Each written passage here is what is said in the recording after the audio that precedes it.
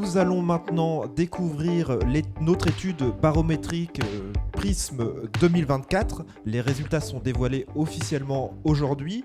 Ce sondage a été réalisé en décembre, avant les manifestations, mais il illustre très bien la colère des agriculteurs. Un sentiment ressort de ce sondage, de cette étude, c'est le pessimisme du monde agricole. Pour présenter ce baromètre, j'accueille Florence Gramont de l'Institut BVA et Romain Ferrier, directeur commercial du Réussir Agra. Alors Romain, je te laisse prendre un micro. Quels sont les fondements, quel est l'objectif, l'origine de cette étude Prisme ? Bonjour à tous déjà, c'est vrai que Prisme en fait c'est né il y a 2 ans d'une discussion dans un restaurant, on était 4. Il y avait Thibaut, notre ancien DG, moi-même, et puis il y avait Paulin Pasco et Vincent Fonverne d'Agriconomie. Et tous les 4 en fait on était confrontés à un mode agricole qui changeait, avec des outils qui n'étaient pas forcément optimum pour appréhender ce changement. Voilà, il manquait tout un tas de choses. C'est vrai qu'on savait segmenter les agriculteurs par zone de production, on savait les segmenter par taille d'exploitation, par chiffre d'affaires, mais il nous manquait vraiment quelque chose avec des personae pour comprendre comment un éleveur de bovins viande pouvait être le même qu'un éleveur de grande culture à 200 km de ça, parce que c'est pas parce que en fait, les productions sont pas les mêmes que parfois il n'y a pas les mêmes schémas de décision, d'analyse et de facteurs de conduite d'exploitation.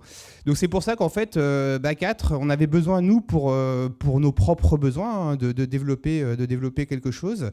Donc c'est la raison pour laquelle on a lancé l'année dernière Prisme. Donc la première édition avait été dévoilée dans le cadre du SIA l'année dernière.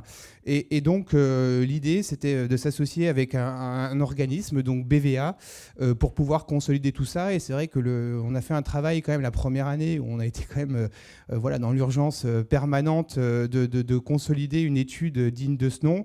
Grâce aux équipes de BVA, aux équipes d'Agriconomie avec Thomas, les équipes de Réussir avec Vincent, on a su faire quelque chose, sortir des premiers personae quand même qui étaient assez importants.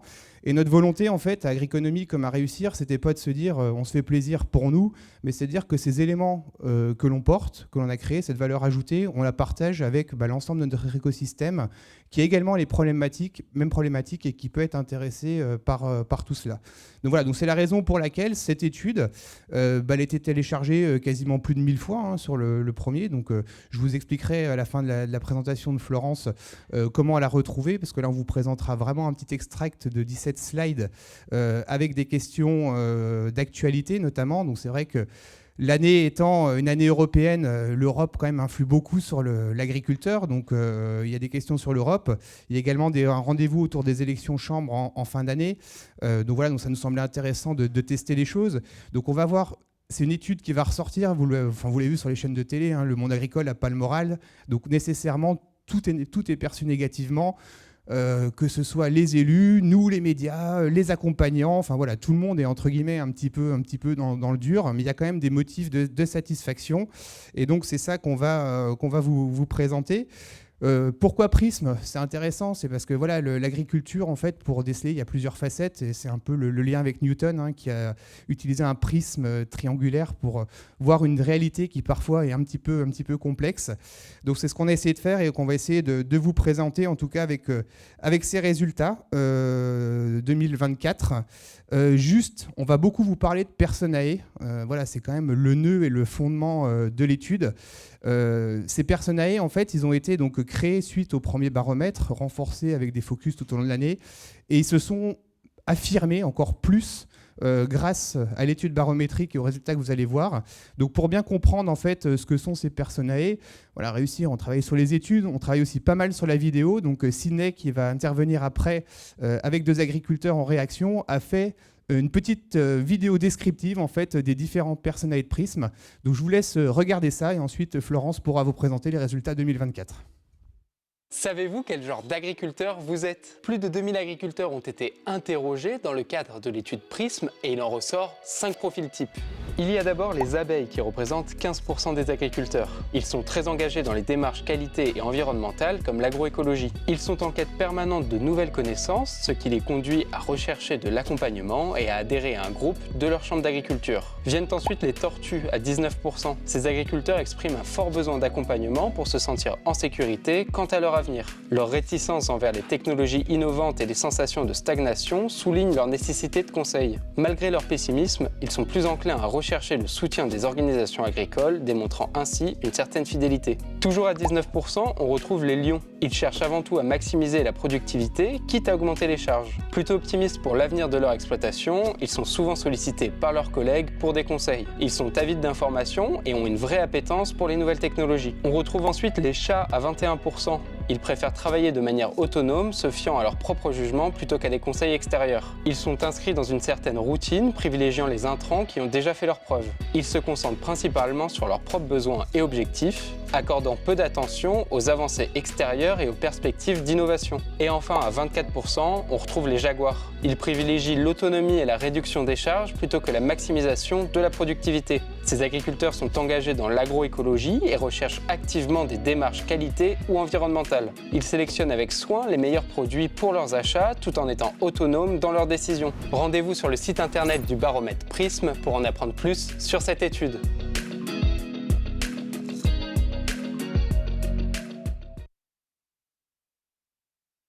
Nous avons les Personae. Merci Ciné pour cette vidéo. On te retrouvera tout à l'heure pour décrypter ce baromètre avec des agriculteurs, avoir leurs sentiments. Maintenant, Florence, c'est à toi. On te laisse présenter les résultats. Avec plaisir.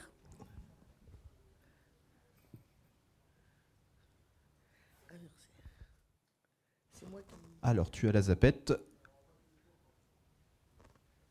On attend. Voilà, le premier slide. Oui.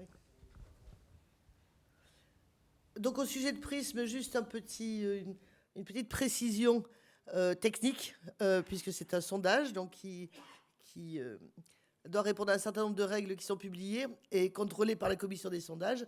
C'est donc cette fiche technique de l'étude, 2321 agriculteurs constituant un échantillon représentatif des agriculteurs français. Les quotas qu'on utilise pour la représentation sont, la région croisée par l'OTEX, donc l'activité dominante de l'exploitation. Et on s'appuie sur les dernières données disponibles, à savoir le recensement agricole 2021, auquel d'ailleurs BVA a participé. Voilà pour la fiche technique. On vous a parlé effectivement du moral des agriculteurs, vous avez pu le voir dans toute l'actualité du moment. L'enquête Prisme a eu lieu en décembre, hein, le terrain d'enquête a eu lieu en décembre 2023, et donc bien avant les manifestations agricoles de mi-janvier. Et vous voyez qu'ici, on vous donne des chiffres par rapport au moral des agriculteurs. Il ne suffit pas de dire ils n'ont pas le moral, mais là, on a des chiffres. C'est-à-dire que vous voyez que 40% aujourd'hui des agriculteurs sont pessimistes, hein, affichent un état d'esprit pessimiste. Alors, ça fait 6 points de plus par rapport à l'année dernière, l'enquête à la même époque. Sur un plan statistique, ce type d'indicateur d'état d'esprit au niveau d'une population donnée, c'est énorme. 6 points d'écart, c'est beaucoup sur une question de ce type-là.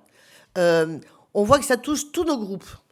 Et ça touche en particulier les groupes qui jusque-là étaient les plus optimistes, à savoir les lions, les jaguars et les abeilles. Vous voyez qu'on a quasiment plus 10 à 11 points d'évolution du score de pessimiste chez dans ces groupes-là. Et c'est effectivement une information importante à signaler. Au niveau de nos autres groupes d'attitude, les chats et les tortues, c'était déjà les plus pessimistes et il le reste, hein, 45% l'année dernière et il le reste effectivement cette année. Si on se dégage de la typologie, on peut quand même signaler que le taux de pessimisme s'est accru, a fait un bond chez les viticulteurs. Ça ne va pas vous étonner, à plus 11 points, on monte à 49%. Et également plus accru chez les élevages ovins, caprins, suivis par les grandes cultures. Au niveau des OTEX, ce sont les OTEX où on voit le plus de variations par rapport à l'année dernière, à la même période. Alors, la situation économique de l'exploitation, comme elle est projetée à 3 ans, quand on part de cet état d'esprit, eh bien, on voit effectivement que pour un agriculteur sur 2, soit il pense que la situation d'ici 3 ans de son exploitation va se dégrader, soit il n'a aucune visibilité. Il dit « je ne sais pas ». Il dit « je ne sais pas », donc c'est aussi embêtant de n'avoir aucune visibilité quand on est chef d'entreprise et sur un relativement court terme. Et il le déclare. 16% pensent que, au contraire, la situation de l'exploitation va s'améliorer, mais vous voyez qu'on a baissé, on était à 20% l'année dernière. Quel est le groupe qui est le plus enclin à projeter une dégradation de son exploitation? Là, on a le plus d'évolution. De nouveau, c'est Jaguar et les abeilles, chez lesquels, effectivement, on a une dégradation dans cette opinion. S'il n'avait le choix qu'entre deux stratégies, soit effectivement réduire les charges, quitte à perdre en productivité, ou maximiser la productivité, quitte effectivement à augmenter le coût et le prix de revient, on n'a aucun changement par rapport à il y a un an. Exactement les mêmes proportions. 57% des agriculteurs choisiraient la réduction de charges et 24% choisiraient maximiser la productivité, en particulier les lions. Donc on voit effectivement que leur état d'esprit est bien plus pessimiste qu'avant. Ils ont une vision plus négative en termes de projection économique de l'exploitation. Par contre, au niveau de grands choix stratégiques, ils restent homogènes entre les 2 années. Si je peux juste me permettre de rajouter donc, sur la slide d'avant un petit commentaire. C'est vrai qu'on vous a beaucoup parlé, on vous parle beaucoup de nos personnae. Donc du coup, tout au long de l'étude, il y a tout un tas de questions, en fait, dont certaines des golden questions qui sont particulièrement discriminantes. Et celles-ci, vous pouvez voir vraiment dans les sondages qui sont faits, l'est fortement. Et c'est vrai que c'est vraiment une signification, enfin voilà, une différence très nette entre les lions et les 3 autres classes. Alors là, les abeilles ne sont pas dedans parce qu'elles sont un peu au milieu, hein, mais vraiment, on a vraiment une différenciation complète avec des lions, voilà, qui vont être plutôt dans un mode entrepreneur, qui vont chercher, quoi qu'il arrive, de toute façon, à investir pour maximiser la productivité, pour essayer de répondre à des marchés, d'être un peu plus présent, versus les autres qui vont être un peu plus, entre guillemets, soit routiniers, soit un peu craintifs, voire même qui vont être complètement pessimistes et qui vont être plutôt dans la posture à se dire je réduis la voilure, aujourd'hui mes revenus je ne sais pas comment les assurer ou les optimiser, donc je tire plutôt sur les charges en fait pour essayer en fait d'avoir une exploitation qui soit la plus rentable possible.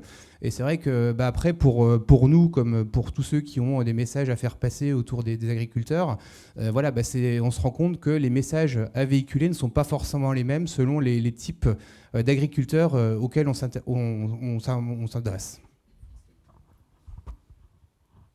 Et on va le voir justement quand on continue cette partie au niveau de leurs changements comportementaux par rapport à l'augmentation du coût des intrants. Vous voyez qu'ils ont des comportements différents en réaction à l'augmentation des coûts de ces intrants. On en a c'est très segmenté. On en a un gros tiers qui n'a rien changé à ses habitudes. 35% qui, par contre, ont décidé de modifier leur technique culturelle. Donc, ce qui est une information importante. Et on va voir que ce comportement est plus fort chez les abeilles et chez les jaguars. D'ailleurs, ceux qui sont le plus engagés, comme on l'a vu, dans l'agroécologie. Ensuite, vis-à-vis des produits, on a deux types de comportements. Soit, effectivement, je cherche à changer pour des produits qui vont être les moins chers en termes d'intrants. Soit, je vais chercher à réduire les volumes et donc par exemple les doses. Donc, ce qui est le cas, donc 29% choisissent effectivement de baisser les doses de leurs produits, mais en conservant les mêmes intrants, les mêmes produits. Et au contraire, 15% changent de produit carrément et vont vers du moins cher, voire par exemple des génériques quand il y en a.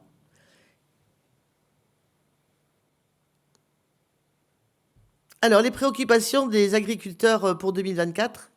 On soumet effectivement aux agriculteurs une quinzaine de préoccupations qu'ils peuvent avoir. Et là, on vous présente le top 4.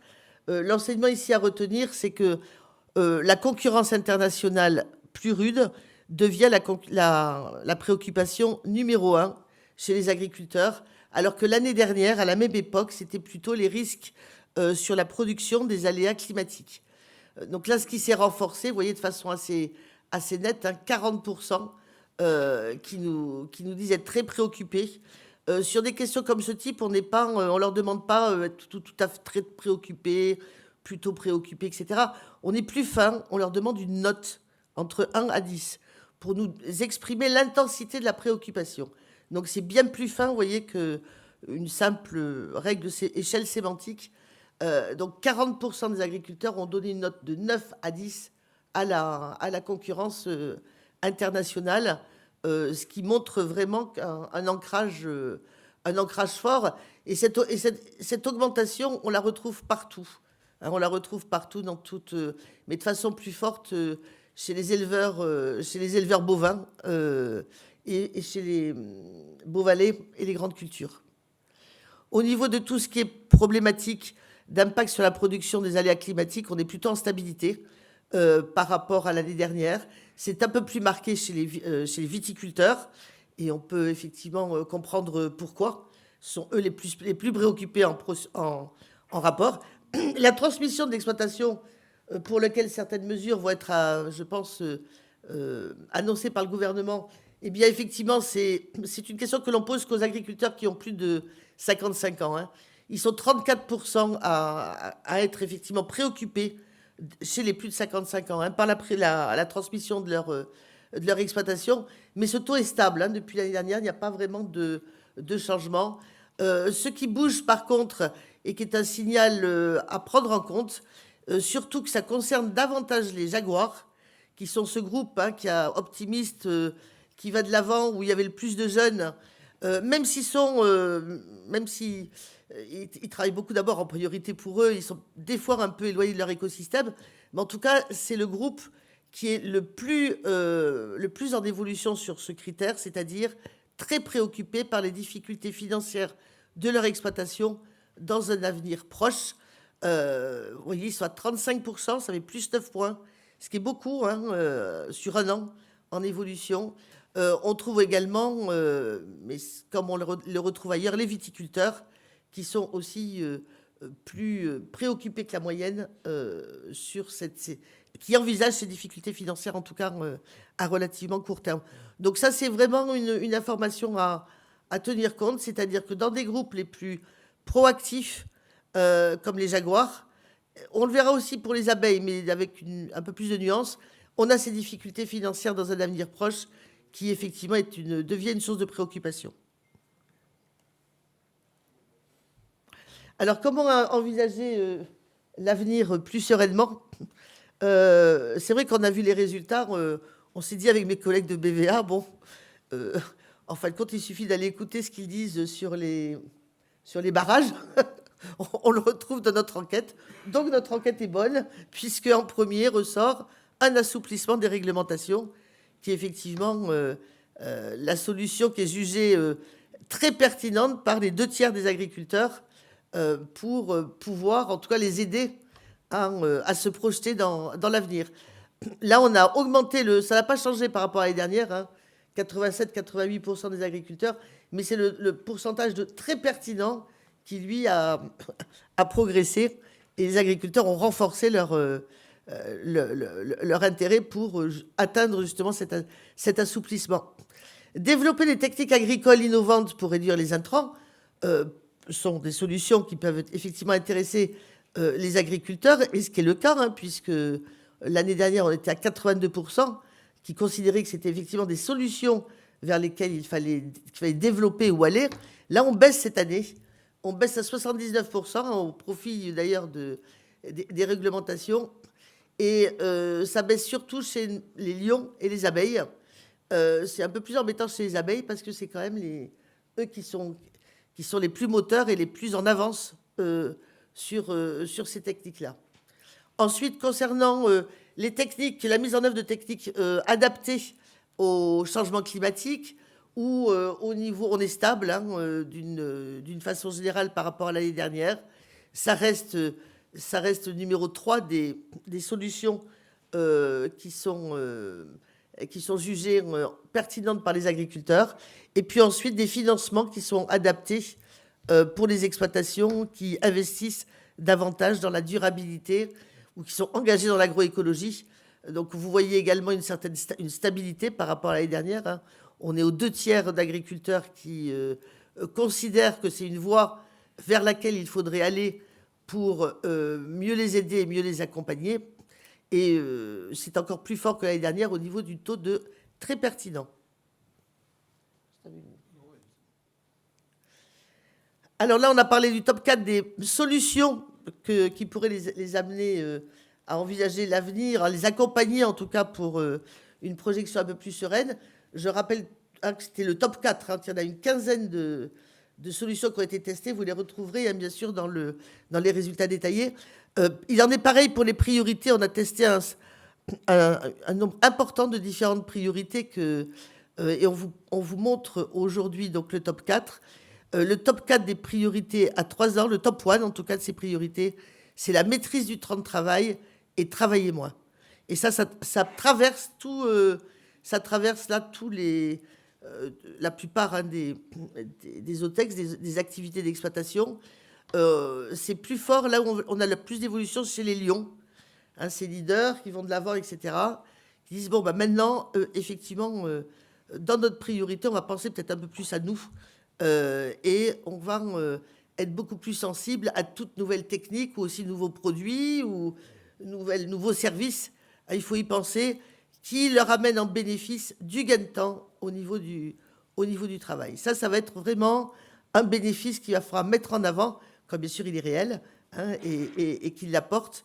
Et les agriculteurs seront prêts à faire certainement des compromis par rapport à ce type de bénéfice lorsqu'il est affiché pour un produit ou un service. Ensuite, on retrouve, mais de façon très stable, augmenter l'autonomie de l'exploitation, hein, d'arriver à devenir plus autonome, 41%, acquérir davantage de connaissances techniques, hein, 39%, et s'informer aussi davantage, 37%. Vous voyez des petites baisses, mais elles ne sont pas significatives statistiquement.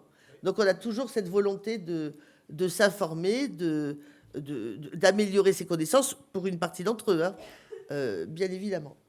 Après, voilà, sur les baisses, elles sont petites, comme on le disait statistiquement. Après, il y a beaucoup d'explications au-delà du structurel qui sont conjoncturelles. C'est vrai que quand on se repenche sur 2022, notamment en élevage, sur tout ce qui était herbe et tout, c'était très compliqué. Et c'est vrai que ça explique que l'autonomie, elle était très importante en 2023. Enfin, la recherche d'autonomie sur les exploitations était beaucoup plus poussée en 2023 sur cette typologie-là d'éleveurs qui n'avaient pas forcément fait d'herbe. Et c'est vrai que cette année, comme dans l'ensemble, les coupes ont plutôt été bonnes, plutôt été très bonnes même, ça explique que ça baisse un petit peu. Mais c'est vrai que voilà, il y a tout un tas de slides, vous voyez, qui d'une année sur l'autre ne bougent pas, après avec des choses plus discriminantes. Et ce que je vous disais, voilà, dans le fait de renfermement davantage, donc quand ça va pas très bien, c'est vrai que m'informer davantage, quelles que soient les sources, on voit que ça baisse. Voilà, on est vraiment plus sur un comportement où, entre guillemets, où on se renferme un peu sur soi et on essaye d'avancer en fait comme on peut. Alors, on va passer à des questions d'actualité qui ont été posées. Il ne va pas y avoir d'évolution. C'est la première année où on interroge les agriculteurs sur ces thématiques. Tout d'abord, la nouvelle PAC et leur perception. Pour pouvoir avoir des indicateurs, là, ça ne va pas vous apporter beaucoup d'informations complémentaires par rapport à ce que vous avez déjà entendu parmi les revendications et les critiques des agriculteurs. Mais là, on a des chiffres sur un gros échantillon. Donc, c'est vraiment fiable et surtout pondéré cette fois-ci. Mais il y a près de 9 agriculteurs sur 10 jugent déjà que les nouvelles règles de la PAC sont plutôt complexes, sont plus complexes à mettre en œuvre qu'auparavant. Même un tiers les juge beaucoup plus complexes. Sont nos tortues qui se dégagent, on retrouve ça chez tous les groupes. Il n'y a que les tortues qui se dégagent un petit peu à trouver ça encore plus complexe. Et rappelez-vous, ce sont des agriculteurs justement qui apprécient et qui ont besoin d'accompagnement et de conseils. Donc c'est pas illogique qu'on les retrouve plus élevés dans cette perception. Ensuite, quand on leur demande si la nouvelle PAC donc, les protège davantage sur les impacts de la mondialisation, 92% ils jugent que ça ne les protège pas davantage qu'avant. Et vous voyez que les extrêmes sont forts. 52% disent non, pas du tout. C'est-à-dire un agriculteur sur deux dit que bon, on n'est pas du tout mieux protégé avec la nouvelle PAC, contrairement à la précédente. Après, on a un ventre mou, 40% qui vous disent non, plutôt pas. En tout cas, ils se sentent pas en tout cas mieux protégés. Et ceux qui se sentent mieux protégés, oui, ils sont 8%, ce qui est quand même relativement faible et étroit. Alors, on va parler d'ailleurs tout à l'heure des pratiques des agriculteurs en matière d'environnement. Mais ce qui est quand même important de souligner, c'est que les comportements et attitudes des agriculteurs vis-à-vis de l'agroécologie ou de l'environnement, elles ne datent pas d'aujourd'hui. Elles sont déjà en place depuis plusieurs années. Et on voit d'ailleurs qu'avec la nouvelle PAC, 42% disent que dans le cas de la nouvelle PAC, ils ont été amenés à conduire, à intensifier des mesures plus respectueuses de l'environnement. Et qui trouve-t-on davantage dans ces opinions et comportements? Les abeilles, qui sont les plus nombreuses, puisqu'ils sont 55% à dire qu'effectivement, ils ont déjà engagé ce type de mesures. Ils le faisaient avant, mais encore plus avec la nouvelle PAC. On trouve aussi les tortues qui sont plus nombreuses, mais parce que là, ça montre le signe qu'elles sont aidées et soutenues par exemple, les techniciens du champ d'agriculture ou de leurs distributeurs, puisqu'ils sont très sensibles à ce type d'accompagnement. Autre question au niveau de la PAC, est-ce qu'ils s'attendent avec la nouvelle PAC à une baisse, une augmentation des aides ou au contraire à une situation inchangée? Vous voyez qu'en grande majorité, à 51%, ils s'attendent à une baisse des aides dans le cadre de la nouvelle PAC, en particulier les grandes cultures et les bovins-viandes, qui sont les deux activités qui sont les plus nombreuses à s'attendre à une baisse. On n'a pas de différence, vous voyez, selon les groupes typologiques. Donc ça, c'est beaucoup plus lié là. On les retrouve partout dans les mêmes proportions. Ensuite, les seules différences sont liées plutôt à l'activité. Et 22% s'attendent au contraire à une augmentation de leurs aides dans le cadre de la nouvelle PAC. Et cette opinion est plus partagée par les viticulteurs à 28%. Les élections européennes, après la PAC, bien, d'une façon générale, enfin, de façon très majoritaire, les agriculteurs ne se sentent pas vraiment, enfin, ne s'estiment pas correctement représentés par les députés européens au niveau donc du Parlement. Vous voyez, 37% disent pas du tout. Bon, gros ventre mou parce qu'ils n'ont pas forcément de retour, ni d'éléments concrets peut-être. 52% qui disent bah non, plutôt pas bien pas représentés. Alors que dans ceux qui s'estiment mieux représentés, 11%, on va retrouver les abeilles. Vous voyez, donc ces groupes d'agriculteurs qui sont plus engagés, plus en avant, et qui certainement se tiennent davantage au courant de ce qui se passe ou de ce qui se décide à Strasbourg.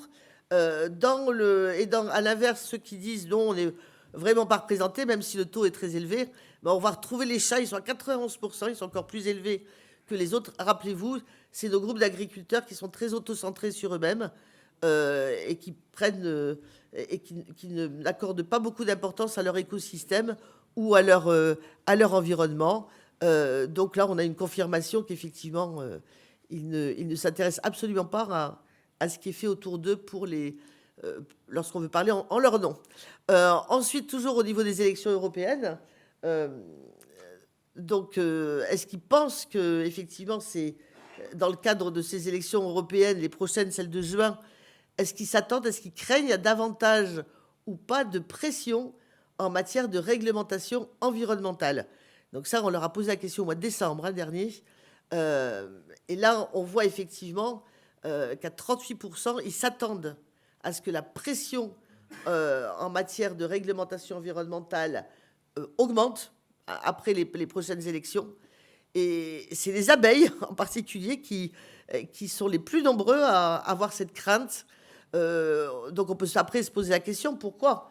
Est-ce que parce qu'ils estiment qu'ils en ont déjà fait beaucoup, ils sont très engagés, mais qu'ils vont sentir peut-être un plafond de verre ou une limite auquel il ne va pas pouvoir atteindre, à mettre au débat.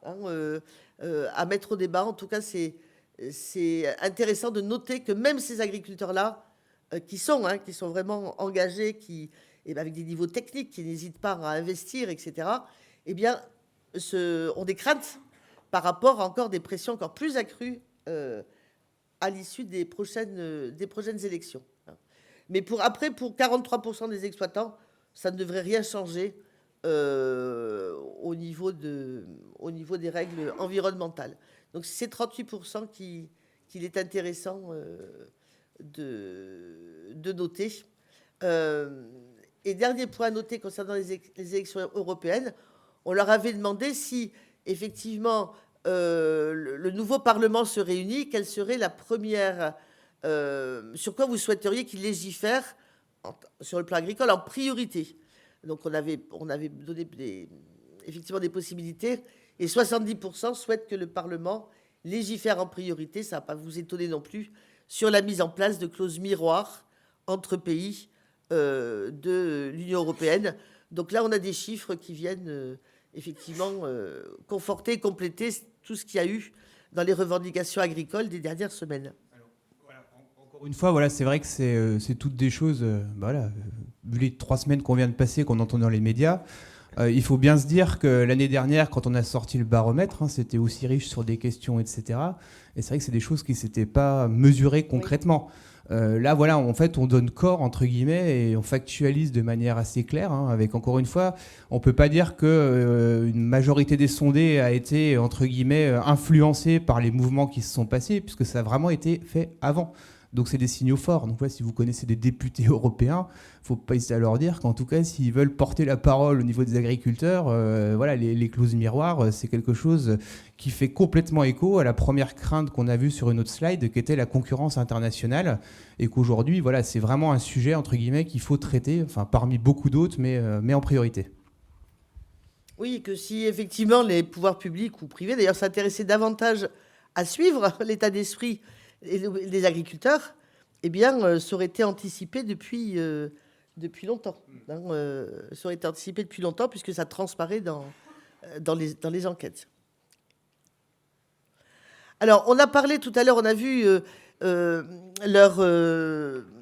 par rapport à la nouvelle PAC, la proportion qui disait avoir mis en place des techniques ou davantage d'approches environnementales, en tout cas d'y avoir été aidé suite à la nouvelle PAC. On a voulu quand même faire un point sur la position des agriculteurs vis-à-vis de la protection de l'environnement, surtout lorsqu'on parle du gel d'éco-phyto, et où on voit effectivement beaucoup de critiques. On dit qu'on va revenir en arrière, vous savez, de la part en fin de compte de commentateurs.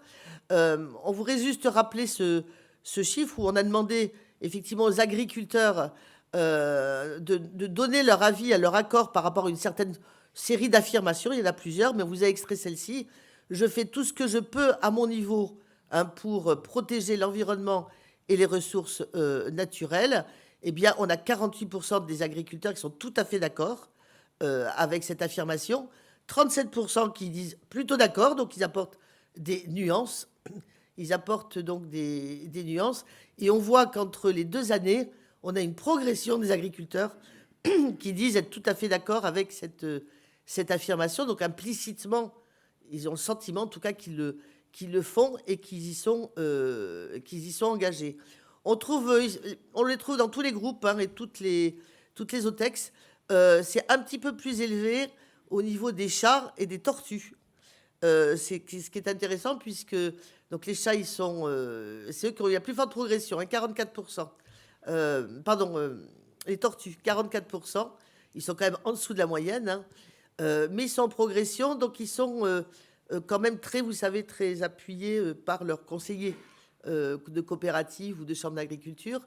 Les chats, ça monte encore plus, 52%. Mais ça, c'est eux qui sont vraiment autonomes dans leur prise de décision. Et ils sont manifestement plus nombreux que la moyenne à vouloir être allés vers ces techniques-là. À noter par rapport à il y a un an, on a un peu plus de producteurs bio dans les chats, chez les chats. Hein, on les retrouve chez les jaguars et chez les chats pas mal, et chez les abeilles. Voilà, donc c'est là aussi, ça met un peu de pondération. Quand on entend Hugo Clément ce matin dans sa rubrique sur Inter qui dit que les agriculteurs, il n'y a qu'une petite frange qui est pour l'écologie, bah, si vous le croisez, voilà, vous pouvez dire qu'en fait c'est faux. Non, mais c'est important parce que c'est vrai que c'est facile de balancer en fait des affirmations comme ça, voilà, des heures de grande écoute. Mais après, derrière, il faut regarder la réalité en face. C'est pour ça qu'on a fait Prism. Elle n'est pas aussi binaire qu'on voudrait bien le faire croire. Et que derrière, quand même, les agriculteurs, on l'a vu, sont les premiers impactés par le changement climatique. Les viticulteurs, hein, voilà, vous savez ce qui s'est passé sur les récoltes 2023, entre les sécheresses, les grêles, et tout ça. Voilà, donc c'est bien parce qu'en tout cas, ça donne à la veille du salon des chiffres factuels en fait, sur lesquels vraiment communiquer et interpeller notamment les politiques. Oui, ça c'est vraiment important. C'est des chiffres à avoir parce qu'on s'en rend compte d'ailleurs quand on suit les débats à la télévision ou ailleurs. C'est jamais mis en avant, ça. C'est jamais mis en avant. Jamais, jamais, jamais. Donc, ces chiffres-là, vous les avez grâce à Prism. Utilisez-les pour aussi défendre la profession agricole et dire que justement, elle est engagée depuis longtemps. Les 300 000 kilomètres de bandes enherbées, les bonnes pratiques agricoles pour protéger les cours d'eau des rivières, elles datent de quand? Elles datent de quand?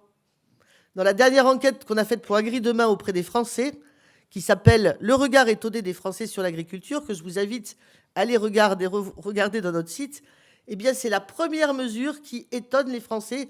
Ils disent on ne savait pas, mais c'est formidable. Donc, ça veut dire que les Français ne sont pas du tout au courant de toutes ces bonnes pratiques agricoles, de tous ces engagements de l'agriculture.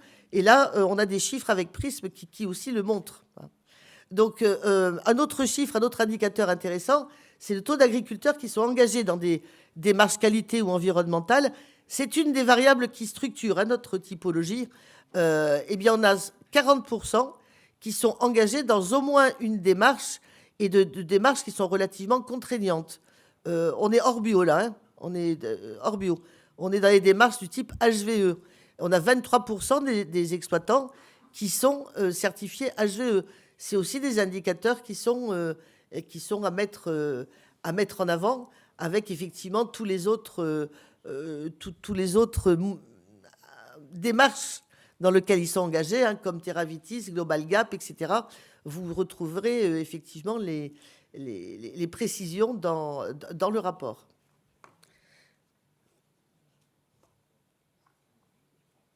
Et pour terminer, au niveau de ces descriptifs d'agriculteurs, hein, les nouvelles technologies, les objets connectés, on suit le taux d'utilisateurs par objet connecté, et puis également l'intention d'achat ou d'équipement pour l'année qui suit. Vous voyez que, alors bien sûr, on pose la question qu'à ceux qui sont concernés, on ne va pas demander à un maraîcher s'il est équipé d'un détecteur de vélage. Hein, donc c'est bien sûr personnalisé. Et donc vous voyez qu'il y a une hausse sur les caméras fixes, le total, 70, 62, etc. C'est le total, j'utilise déjà, plus j'ai l'intention. On voit qu'il y a une progression sur les caméras fixes sur l'exploitation. Est-ce que ça va mettre en rapport justement avec les craintes de vol, bien sûr, qui se passent sur les exploitations? D'une façon générale, c'est relativement stable par rapport à l'année dernière. On a juste quelques petites baisses significatives statistiquement sur les tracteurs équipés de GPS et les stations météo connectées, où on a donc des légères baisses. Ensuite, ou des sondes hydriques connectées. Vous voyez que c'est des légères baisses par rapport donc à l'année dernière. Alors, la perception des chambres d'agriculture, puisque nous sommes qu'on a mis effectivement en question d'actualité, c'est nouveau cette année, on ne l'avait pas posé l'année dernière. Alors, tout d'abord, la proximité qu'ils ressentent vis-à-vis de la chambre d'agriculture concernant les problèmes des agriculteurs. On voit que c'est assez dual, hein, puisqu'on en a 48% qui considèrent que les chambres d'agriculture ou leur chambre d'agriculture, ils ont parlé bien sûr en référence à leur chambre d'agriculture, eh bien, étaient proches de leur problématique, et 52% qui considèrent qu'elle est éloignée. On est à 20% de très éloignés. C'est surtout cet indicateur qu'il faut suivre, hein. 20% de très éloignés, il ne faudrait pas que ça aille au-dessus. Voilà, si, dans une prochaine vague. Ce sont les abeilles qui sont les plus engagées et les plus proches, hein, de leur écosystème, qui se sentent justement plutôt bien représentées, hein, par leur chambre d'agriculture, en tout cas que leur chambre d'agriculture a bien conscience de leurs problèmes. Et les chats, hein, rappelez-vous, ça ne va pas vous étonner, les plus égocentrés, qui considèrent que non, elle est très éloignée. Est-ce que la Chambre d'agriculture représente les agriculteurs maintenant correctement? Là, on voit par contre que alors c'est les élus de la Chambre d'agriculture, ils sont les 2 tiers, après, pas des 2 tiers, mais pas loin, 63%, à penser qu'effectivement, les chambres d'agriculture, les élus des chambres d'agriculture ne leur donnent pas le sentiment de les représenter correctement. Et on va voir, par contre, à l'inverse, que quand on parle des techniciens, des salariés des chambres, on est exactement à l'inverse, c'est-à-dire que 65% des exploitants considèrent que les techniciens comme très utiles, voire indispensables, hein, 18% les jugent indispensables dans le cadre de leur exploitation. Et qu'ils amènent des apports. Les apports des chambres d'agriculture sont en majorité pour les agriculteurs de l'ordre informatif au niveau réglementation, mais aussi informatif au niveau des conseils et des techniques. Hein, et ce n'est pas pour rien qu'on va trouver à ce niveau-là davantage d'abeilles, puisque les abeilles, elles sont vraiment tout le temps à l'écoute des nouvelles technologies, moyens de produire, qui permettent aussi d'aller mieux en faveur aussi de l'environnement, hein, et vers plus d'agroécologie, sans pour autant être bio, je le rappelle. Juste pour faire sur ces 2 slides, hein, encore une fois, vous l'avez vu, de toute façon, ils rejettent les députés européens, ils rejettent les élus chambres, enfin voilà, c'est l'élu de manière globale, donc il n'y a pas lieu à s'inquiéter, on est dans un mouvement de grogne. Après, ce qui est rassurant, c'est de montrer quand même l'utilité sur le terrain, et elle est prouvée, et elle est là. Et après, sur le mouvement de grogne, c'est vrai que c'est les premières slides où vous voyez des appartenances géographiques, puisque voilà, c'est très discriminé d'un territoire à l'autre. C'est vrai que quand on met ouest, ça prête un peu à confusion, mais c'est vrai qu'on pourrait faire l'analyse plus fine par département, et on voit voilà, des mouvements de grogne qui sont assez forts, donc c'est vrai que voilà, c'est peut-être l'occasion aussi voilà, pour certaines organisations de bien analyser ça, pour apporter les correctifs. Mais en tout cas, voilà, sur des aspects quand même réglementaires qui sont importants, parce que l'agriculteur est avant tout là pour produire, et que tout ce qui va être réglementaire autour, c'est quand même quelque chose qui souvent est un peu pénible, voire qui est fait en second lieu. Voilà, la valeur des chambres, en tout cas, se retrouve clairement là-dessus. Et c'est important, en tout cas, pour la performance des exploitations. Effectivement, avec Prism, on dispose d'une base qui est suffisamment importante pour pouvoir donner des analyses plus fines, si ce n'est, enfin, dans les grands départements agricoles en particulier.